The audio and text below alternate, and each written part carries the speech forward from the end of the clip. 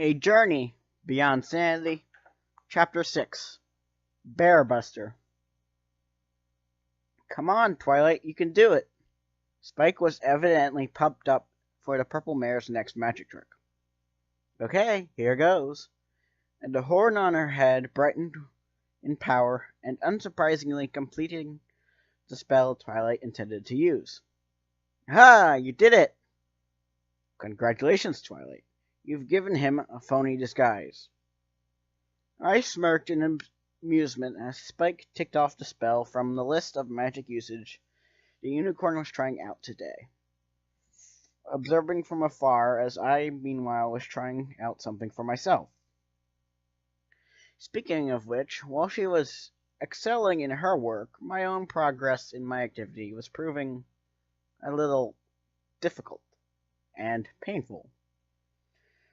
I flinched as my spine protested while my front hooves carefully lifted up the front half of my body, leaning against the wooden table to keep me up for as long as possible.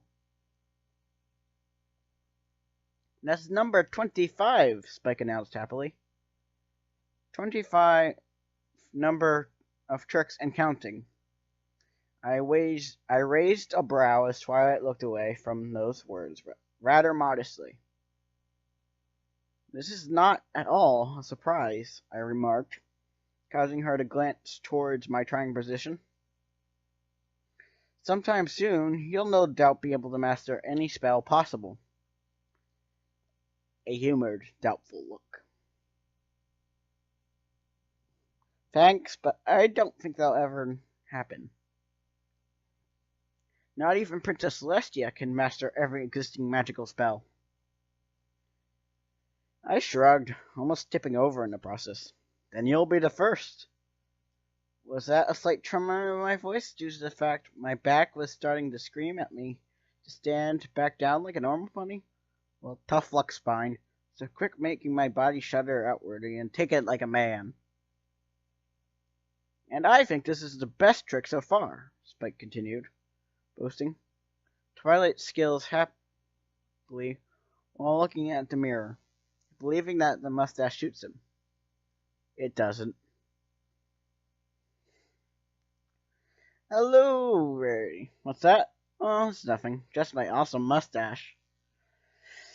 That was when my hooves finally let go of the table, my strained back calming in relief as I stood on 4 legs again, no longer only using the 2 hind limbs to stand on.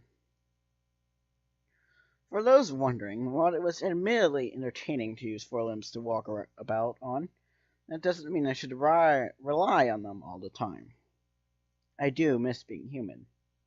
And perhaps this was a way of outwardly keeping my humanity intact. Besides, my actions and reactions to the things going on in Equestria. So from this day forward, I am going to devote myself in learning to walk on 2 legs once again. While that may take a while, I wasn't patient for nothing. I was quite up to the challenge. Now then, before I try again, allow me to burst Spike's bubble, but not quite unkindly. My friend, I don't believe facial hair alone will get Rarity's attention, I pointed out in good humor. He's right, Romeo. As attractive and enticing as you look. It's just for practice, and it's gotta go. Twilight concurred, while using her magic to wipe away the cliché gentleman mustache, despite Spike's protesting. Hold on. Romeo and Juliet was canon in this world? Huh. Go figure. Should it surprise me then if the writer of the tale was named something combined with Shakespeare and something stupidly pony related? Probably not. Anyway, back to work. Alright, careful now. Doing good so far. My right hoof grasped onto the edge of the table tightly, lifting me up slowly. Don't want to rush things and cause my own spine to snap. Again, my already gasping for air back began to protest once again. though I did my best to ignore it while my teeth gritted from the pain. Come on, I can do this. You know your spine won't stand up to the pressure long if you keep doing that, the unicorn pointed out, a flash of concern on her features at my activity, which was evidently strange to her eyes. What are you doing, anyway? Spike asked, still sounding disappointed from losing his facial hair. Trying to stand only on my hind legs, I replied through gritted teeth, before my body gave up again and made me stand back down again. Okay, I'll give a 5-minute break before I try again. Alright, 10 minutes. After I've mastered this, I'll then move on to trying to walk only with the pair. Oh? Why? Why indeed? What to tell the curious two? It's a rite of passage from my homeland, I began, my woven tale of bull fabricating as I go along. While a sign of maturity around here and the rest of Equestria is gaining one's cutie mark, we're not so lenient. The true aging from young to grown up is by learning to rely only on the hind legs, so as to, well, let's say, make things easier for a pony to effectively accomplish tasks, complete multiple things at once, and in case you need to reach something up high up, without straining your back. Wow, Spike said, sounding impressed by the concept. Of course, he would buy this, but isn't it painful to keep using only the back legs, especially for your whole life? He asked with a frown. Not to mention the spine can break if you do that for a long period of time, Twilight added knowingly. Ah, but that's the beauty of it, I replied, nodding rather sagely as though everything I was saying was pure fact. Of course you don't master this technique right away. While it may be less difficult to some who are flexible, it still requires lots of practice. Eventually, the spine itself learns to adapt to the new way of movement, causing lesser pain the more you attempt standing up with the two limbs. As soon as you finally manage to accomplish this, without feeling the slightest bit of hurt in your body, while doing so, you present your skill in the task by the land's elders, and then they will deem you as a proper full-grown stallion or mare. I concluded, confidently, rather impressed with myself for making all this up with only the slightest hesitation. Hopefully Twilight didn't pick up on any traces of deceit in my tone. But fortunately, at least as far as I could tell, the intelligent unicorn appeared just as interested as Spike, speaking while rubbing her own chin thoughtfully. That's actually very interesting, Stardust. I've never heard of such a rite before, and it's only exclusive to your homeland? Indeed, I nodded. And where did you say that was? England, I replied before I could stop myself. Wincing at my slip-up, thankfully neither seemed to notice. Damn it, Stardust, now your tongue decided to betray you. Yes, I've never told the two, or anyone else for that matter, where I was specifically from, only until now someplace far away. As Mr. Snob would put it. I'm not familiar with it. You wouldn't be. It's a very isolated place, where we all value our privacy, I lied, hoping my amused smile was convincing. It wouldn't shock me if you couldn't find it anywhere in these books, I gestured to the mountains of literature surrounding us. Hopefully that will buy me enough time to cover up my slip-up. But to my self-irritation, Twilight raised a brow and obviously took that as a challenge. Maybe I'll have a look for any information about it later. If not, you can tell us all about it yourself. In the meantime, let's go and check on our friends. She suggested to the patient dragon, who nodded heatedly. Then to who I shrugged indifferently. Why not? My back should be fully rid of the pain after a nice walk. I let out a small sigh in relief as they turned, while I waited myself for the back pain to fade away inch by inch. Talk about cutting it close. Well, maybe they would have heard about it sometime soon regardless, I suppose. In the meantime, may as well think of what to tell the inquisitive mare about my homeland if she persists.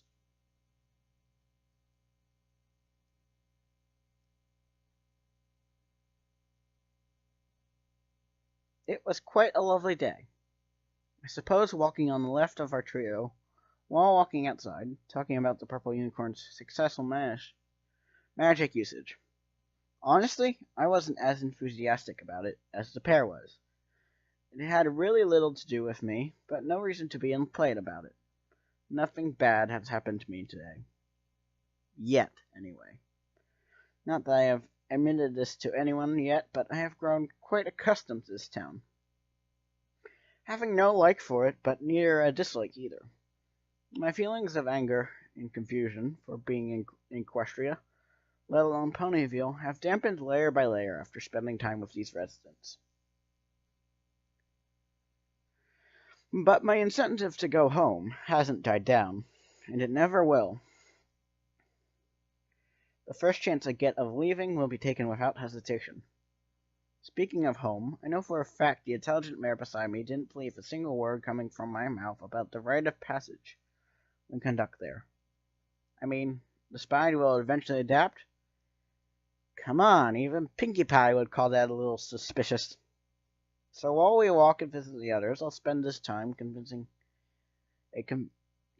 a convincing lie to back up my little story when we return. 25, Twilight. 25 different kinds of tricks and counting, Spike reminded us from behind, still sounding impressed by the unicorn's skills. Seriously? I'd be more impressed myself if she performed 100 spells on the same day. I thought unicorns were supposed to have a little magic that matches their special talents. Now this I've never heard about. Raising an intrigued brow myself, the magic in Twilight's type of ponies varies on the special talents their cutie mark represents. Does the same apply to alicorns in that regard as well? For the better I keep these sort of questions to myself, as I have no desire in my ignorance to those that must be common knowledge to the world's inhabitants. Noticed and attract more attention to myself. But still, that doesn't mean I'll suppress my curiosity. True, Twilight conceded to the dragon's comment. For ponies whose talents are for being things like cooking or singing or math, but what if a unicorn's special talent is magic?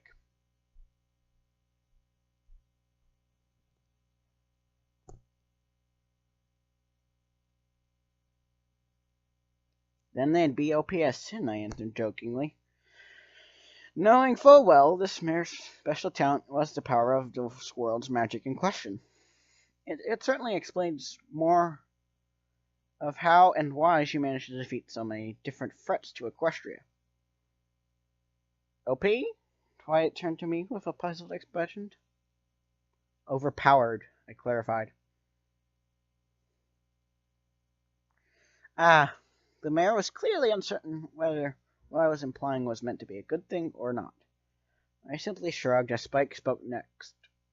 So like you then, Twilight, with your special talent, you've got a ton of magic, Spike stated. Just how powerful was Twilight, anyhow? And how much stronger will she get in the future? From what I'm hearing, and have heard about her, this purple, modest, sometimes smug, studious unicorn was the embodiment of magic itself.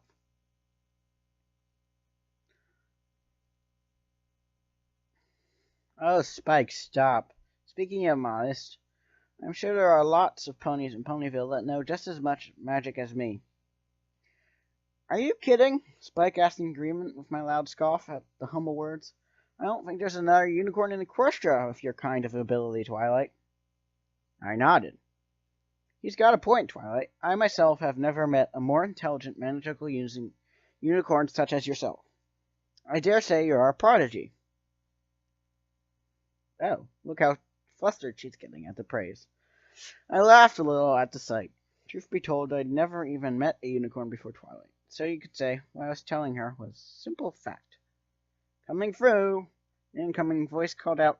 That quickly made me sidestep at the two running by small ponies, one of which accidentally taking Spike along for the ride, leaving both me and Twilight in the dust. And they were? I inquired without looking at her, my intention on the two blue and orange creatures that were obviously colts. Twilight sighed in disbelief. Snips and snails.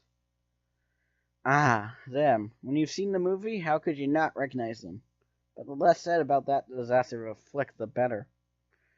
Didn't you hear? Ponyville's got a new unicorn in town, the tall, lean one exclaimed, who was no doubt Snails. Yeah, they say she's got many more magical powers, the smaller, obese one, evidently Snips proclaimed, than any unicorn ever. You know, it just occurred to me how in that movie Snips and Snails were the side villains obeying their mistress. So that's another cliche right there. The fat, small guy and the taller, skinny one always being the henchman. Another point why I have my suspicions that good old Miss Faust had nothing to do with the movie. Anyway, where were we? You mentioned something about a new pony? Where is this new unicorn? Twilight inquired, as the pair next to me. I glanced at the rather downcast mare, puzzled over what could possibly make this a big matter to her. Wait.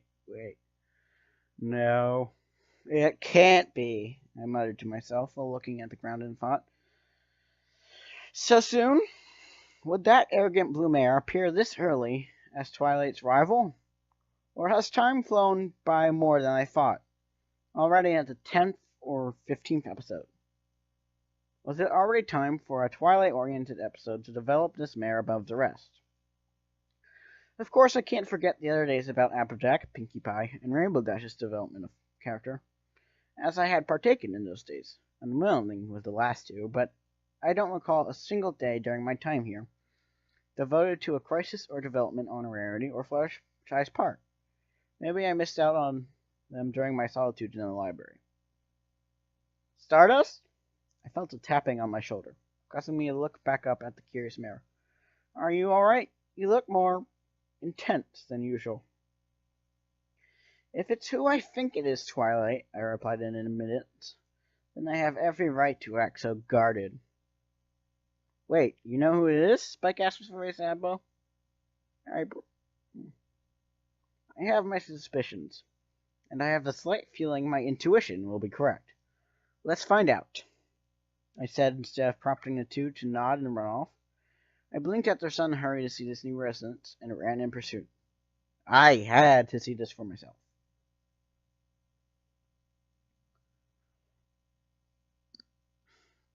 Oh, just what I needed to see. A crowd. I muttered several curses in disdain while brushing past various colored ponies with the pair, just as determined as I to have a look at the visitor. Yes, visitor, because I know she's not staying. I haven't seen this episode personally, but I've got some idea how it will be like, and my curiosity how Twilight will deal with this situation was too damn high to ignore.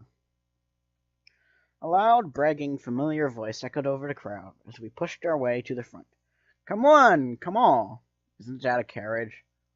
Was she really going to pop out in a melodramatic fashion? Of course she was. I frowned at the yellow carriage she was evidently inside. Come and see the amazing magic of the carriage, then transformed into a stage, prompting my justified eye roll. The great and powerful Trixie! My speculation was correct. Go figure. The catchy lyrics played in my mind as the blue, confident, dark pink-eyed mare appeared from the purple smoke of the gasping crowd, wearing that ridiculous violet pointy hat and cape attached via diamond. I'm calling it now. It's fake. With an absurd pattern of colored stars scattered all over the clothing. Hey, a blue coat and white mane? Care to trade? What I would give to have either of those right now. I've always wanted natural white hair, and a blue coat wouldn't be a bad bonus either. Watch in all, the blue unicorn began in a high dramatic tone with laughable gesturing. As the great and powerful Trixie performs the most spectacular feats of magic ever witnessed by pony kind. She finished loudly, as sudden fireworks erupted around her. That just made me rub my eyes in annoyance. Yeah, bravo, Trixie. My, what boasting, I found myself laughing. Shortly at the white unicorn calling the arrogant mare out on her bull. You took the words right out of my mouth, my dear. Oh, come on. Spike groaned in agreement with Rarity. No pony is as magical as Twite. Oh dear. Nice safe with the coughing, my little lizard friend. I roll my eyes at your fantastic discretion. Hey, Rarity. Mustache. Well, at least he's smart enough to not draw unwanted attention to his mistress. There's nothing wrong with being talented, is there? Twilight asked, rather uncertainly. Nothing at all, I heard Applejack answer feet away, while my eyes remained fixed on the new arrival. Except when someone goes around showing it off like a school filly with fancy new ribbons. Just because one has the ability to perform lots of magic does not make one better than the rest of us, Rarity added helpfully. You know, I find myself appreciating the fact that these ponies are quick to call out the brat on stage for her arrogance. I sent a slight smirk their way. The only problem with that, however, is Miss Trixie over there has no comprehension on such. I mumbled enough for few to hear. Said unicorn was busy performing menial tricks even I could perfect with my cloak. Especially when you've got me around, Rainbow Dash then said. And already I felt a headache coming, as if the fireworks and Trixie's voice wasn't enough. Being better than the rest of us. Truly a humble Pegasus of our time. I'm sorry, but why do people back home like her again? Yeah, someone must have spared me the time of casting her a dark look. Magic schmagic, boo! I scoffed. Besides, anyone with a brain cell knows that this high horse unicorn is nothing more than a loud mouth who delivers no promises from her words. That was when I heard Rainbow Dash ask cheekily, so kind of like you? Basil glanced to the right at the grinning Pegasus. Kind of like you. Finally, it seems our friend on the stage has taken the hint. Well. It seems we have some naysayers in the audience. I cut her off with my ridiculed laughter. Okay, who wrote the script for her to say that? That was hilarious. Who is so ignorant as to laugh and challenge the magical ability of the great and powerful Trixie? So that's how this bad blood started between the two unicorns, huh? You know, what this is well rewarding of? Me even bothering to come outside? This was quite the spectacular show to watch. Do they not know that they're in the presence of the most magical unicorn in all of Equestria?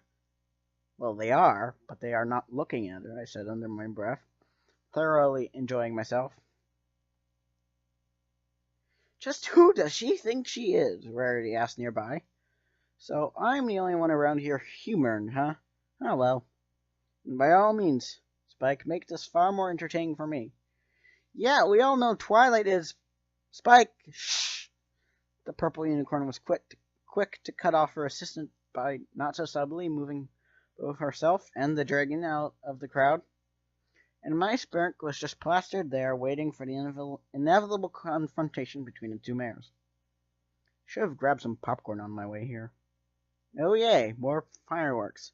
Suddenly my hyped mood died down as the unicorn proceeded with her childish displays. So great and powerful, Trixie, Rainbow Dash then interrupted the show by flying onto the stage, literally face to face as the standoff between the arrogant and the boastful began. What makes you think you're so awesome, anyway? Maybe this won't be so bad after all. The blue mare laughed at the question, as though it was beneath her. Why, only the great and powerful Trixie has magic strong enough to vanquish the dreaded Ursa Major. Her voice increased in rising as the trumpets flared magic. Streamers were produced above the crowd. The blue outline image one would see in Las Vegas, except this was a bear. When all hope was lost, she continued dramatically, while the area of ponies gasped in shock and disbelief. Me? I'm just staring up, simply perplexed by what the big deal was about. The ponies of Puffington had no one to turn to, but the great and powerful Trixie. Ah, I see. It's a glorifying black story. I shook my head to match my ludicrous feeling at the display. Also, Puffington? Pray I never go there. And where for awesome magic vanquished the Ursa Major. I swear to God that's what I could hear from her boastful mouth. Back to its cave deep within the Everfree forest. I can't be the only one around here who finds her story ridiculous in itself. All I gave her was a doubtful eyebrow, as the two ignorant colts proceeded to praise Trixie like she was something to behold. Well, guess what, kiddies? She wasn't. The taller one moved towards the stage and gestured to the smug mare. Trixie truly is the most talented, most magical, most awesome unicorn in all of Ponyville. Huh? He paused in surprise as the blue unicorn opened her eyes in irritation at the sound of amused, scornful laughter aimed in her direction. Origin? Me. Well, well, well, I announced while clapping my hooves to emphasize how much I brought her small tale of defeating a giant bear monster. That was quite a story to be told, Miss Trixie. However, I find myself noticing one small error within it. And what, by the great and powerful Trixie asked, would that be, Mr. The blue mare inquired in her bratty tone, obviously prepared to back up her own story if need be. Well then, back this up, you pretentious mare. I simply turned around, finding myself no longer enjoying the show, and having a desire to return back to the library for a snack. Calling out over my shoulder while walking through the crowd, you have no evidence to back up this tale, so if you'll excuse me, I'm off to where the facts are. I was bored now. While the loud and egotistical Trixie was trying to find an excuse to back up her ludicrous story, I found my way walking around the crowd. What? I'm hungry. Plus this whole thing was beneath me and a waste of my time. Trixie can perform and boast all she wants, but she was, and always has been, nothing compared to the student of Celestia. I can wait back at the treehouse before the true show begins.